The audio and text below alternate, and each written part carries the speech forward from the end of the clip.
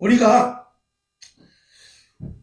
왜 내 마음대로 신앙생활을 하고 내 생각대로 신앙생활을 하냐면 하나님의 권위에 대해서 내가 압도당하지 못하기 때문에 그래요.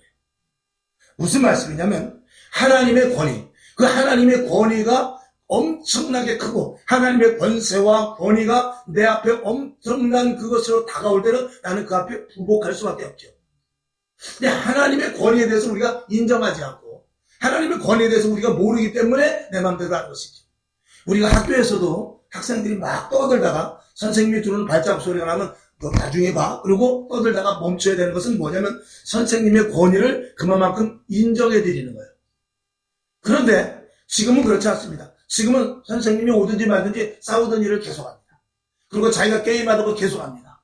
핸드폰 갖고 놀다가 계속합니다. 선생님이 오는 것과 아무 관계없이 다 그렇다는 것이 아니에요. 그건 뭐냐면 그만큼 선생님의 권위에 대해서 인정을 하지 않는 것이기 때문에 선생님의 권위를 인정을 한다면 선생님이 오는 발자국 소리만 나도 게임하는 거 끊고 그리고 핸드폰 하다가 딱 진동을 해놓고 그리고 공부하는 척이라도 하는 것이 선생님에 대한 예우인 것입니다. 우리가 하나님을 믿는 것도 마찬가지예요. 우리가 신앙생활에 대해서 내 마음대로 내 뜻대로 내 주장대로 하는 것은 하나님에 대한 권위를 내가 스스로 박살내버리는 거예요.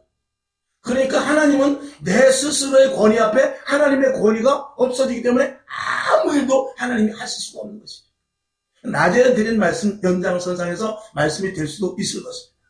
그러니까 하나님의 권위에 압도된 자는 하나님 앞에 우리가 학생들이 싸우다 말고 학생들이 떠들다 말고 그리고 선생님이 올 때 조용하듯이 우리는 교회 안에서 어떤 일이 일어나는지 하나님 앞에 다 잠잠해요.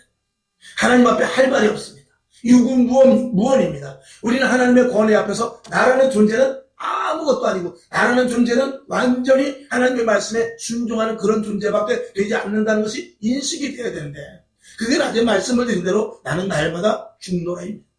그러니까 죽지 않고 있기 때문에 하나님의 권위 앞에서도 고개를 빳빳이 쳐드는 것이고 하나님의 말씀 앞에서도 겁없이 순종을커녕 말씀을 거역하는 것이죠. 그러니까 그런 것들 속에서 그런 일들 속에서 하나님은 교회와 전혀 상관이 없어지고 신앙생활하는 그 어떤 직분자라 할지라도 관계가 없어지며 그건 목회자라도 마찬가지입니다.